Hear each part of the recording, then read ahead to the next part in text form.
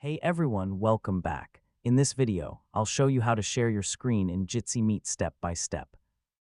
Screen sharing is perfect for presentations, software demonstrations, online classes, and team collaboration because it lets everyone see exactly what's on your screen.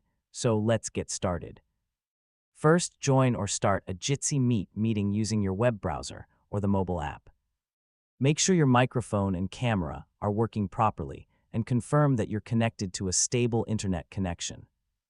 Next, once you're inside the meeting, look for the Share Your Screen or Present Now button on the meeting toolbar.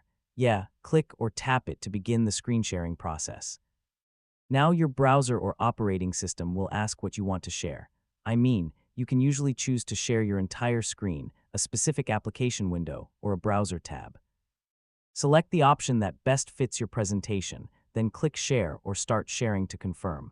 After screen sharing begins, everyone in the meeting will be able to view the content you've selected. Continue your presentation as normal, but avoid displaying sensitive information like passwords, personal emails, or confidential documents while your screen is visible. When you've finished presenting, click the Stop Sharing button in Jitsi Meet or use your operating system's screen sharing controls to end the presentation.